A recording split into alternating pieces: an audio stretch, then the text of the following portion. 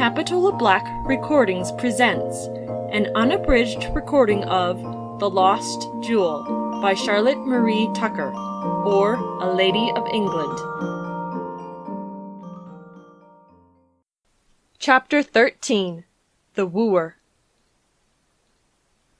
On the following day, we find Annie Laver seated, not in the ivory-covered porch, but within the cottage, the door carefully closed, perhaps to keep out a sharp wind which has risen since the last night, perhaps to ensure privacy, for Annie is not alone, and a third party would be an intruder. The cottage looks as comfortable within as it appears pretty without. The brick floor is scrupulously clean, the utensils hung above the fireplace are bright, and the whiteness of the little muslin curtain might rival that of a new-fallen snow. A goldfinch is singing in the window, a blithe, enlivening lay. There is a few books, neatly covered and well dusted, on a table beside the wall. A large black family Bible occupies the principal place, and beside it are such works as the Pilgrim's Progress, Baxter's Saints' Rest, and the Whole Duty of Man. Annie's face, which was so sunshiny yesterday, is like the sky without, clouded over today. Nay, there are red marks around the pretty blue eyes and a nervous movement of the rosy lips which betray a mind ill at ease. A very good-looking and well-dressed young man is sitting beside her, holding her hand within his own, and playing, as if unconsciously, with a serpent ring which the girl still wears on her finger. "We ought not to think of it any more. Mother won't hear of the marriage. She was talking so about it to me yesterday evening that I couldn't sleep a wink all the night." "Your mother's a—" "No, don't! Don't you say anything against her. She's been a good mother to me," murmured Annie. "She's good enough in her way, rather too good," cried the young man with impatience. "But the old dame gets such ridiculous crotchets into her head that she can't understand reason when she hears it." "Someone has set her against you, Martin Warren." I dare say. Some of the old crones who talk scandal over their tea think all the world sinners and themselves saints and angels, of course. But you don't believe them, Annie?" "Mother has heard—" "I should just like to know what she has heard. A pack of lies, I'll be sworn." "She has heard that you keep company with men who are given to change. Socialists, I think she calls them. People who want to unsettle everything in the land." "I'd settle you for life," said Martin gaily. "And as for change, I wish someone to change her name, I own. But there's no great harm in that wish." Annie could not refrain from a smile. "Then they say that you seldom or never go to church." "I'd go to church readily any day when it's to be spliced with a pretty little wife." "How can you talk such nonsense?" said Annie, but a merry dimple belied the reproof. "Any more crimes and misdemeanors?" asked Martin. "Mother has heard that you attend meetings." "Meetings? Why, so does she." "Oh, but hers are missionary meetings." "Mine are just as good as hers, and a great deal jollier besides." "But, Martin, there is worse said against you. Mother has heard—" The words came out with hesitation. "Has heard that you do not care for the Bible." "This is just the cant of the day, the miserable cant of the day!" exclaimed Martin, flourishing his disengaged hand with oratorical emphasis. "Old folks wrapped up in prejudice, walled up in prejudice, buried alive in prejudice, can't conceive that what does very well for one generation won't do at all for another. They'd have the wheel move always in the old rut, the pipe play always the old tune, the coat be always cut to the same old-fashioned pattern. What did the men who lived thousands of years back know of the electric telegraphs, and the railways, and the locomotives, and the steam horsepower, and animal magnetism, and 1,000 wonders beside? Why, they knew just nothing at all. It has been all progress since, don't you see?" "I see," replied Annie with a very indistinct idea of what she was called upon to see. She was bewildered by a flow of frothy words, and could not comprehend to what point they tended. One single impression was left on her mind. "How clever he is!" thought Annie.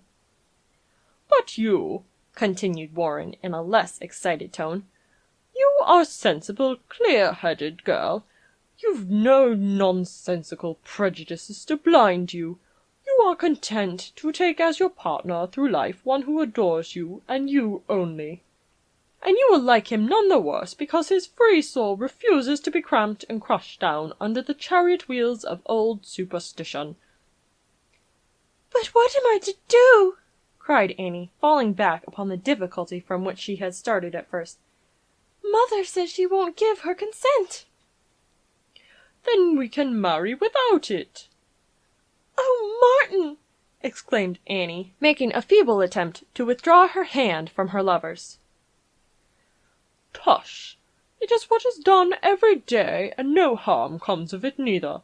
The old can't judge for the young. The old have no business to tyrannize in matters which it is impossible that they can understand.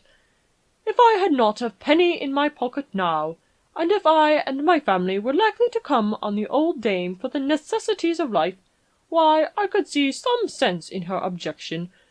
She might be allowed to voice in the matter. But this is quite a different case. Suppose that you marry in spite of what your mother and all the old cronies can say. You're pleased, I'm pleased, and all the rest of the world may go to the North Pole, say I." "It would break Mother's heart," sighed the girl. "Hearts are not so easily broken," laughed Martin Warren. "Especially old tough ones, my dear. As soon as the knot is tied, she'll come round, and be quite reconciled to the business. She shall have a nice little room in our snug little house, be waited upon like a lady, wear a silk dress and kid gloves, and I'll wager my life that in a month she thinks the marriage of her daughter the luckiest thing that ever befell her." "It seems so very wrong." "Oh, well," exclaimed Warren, with a theatrical burst of despair, "if my happiness is a matter of such supreme indifference to you, if you will venture nothing, give up nothing for one who is ready any moment to die at your feet, I have been deceived all along. I have thrown away my ardent affections on one who cannot appreciate and will not return them." "How poetical he is!" thought Annie. "I had not believed you capable of trifling with me, playing on my feelings, ruining my peace, destroying my happiness." "No, no!" interrupted the girl, laying her hand on his arm. "But I perceive that I have been mistaken. While your image is never absent from my thoughts, I have no place in yours." "You are very unjust to me, Martin," exclaimed Annie, her eyes filling with tears. "It was only yesterday that—" And without concluding her sentence, she turned to her basket, and drew from it the breastpin which she had purchased from Margaret Miles. "That is a stunning jewel," exclaimed Martin Warren, dropping his poetry in his surprise. "Mother said that I had thrown away my money. But you like it?" asked Annie timidly. "It's a jewel that cannot be surpassed, except by the jewel who gives it. And you really meant this for me?" "Perhaps Mother would—" "Annie!" exclaimed Warren, half dropping on one knee and pressing the girl's hand to his lips. "If I accept this gem, this precious gem, I'll wear it to my dying day. It shall be buried with me in my coffin. But I will accept it but on one condition. That pin is a pledge of your faith. That pin must go with your promise. If the jewel will be mine, you are mine. Mine for ever, though all the world should join together to keep us asunder." He released her hand. There was a brief, painful pause. Duty on the one side, love the other, trembling in the balance of decision. Then suddenly rising, Annie held out the gem to her lover, and bursting into a flood of tears, ran hastily out of the cottage. Was she the first? Will she be the last to throw away the Atma, the jewel, from letting the heart's idolatrous affections overpower reason, conscience, and religion? Thank you for listening to Capitola Black Recordings. I hope you have enjoyed this recording of The Lost Jewel by Charlotte Marie Tucker.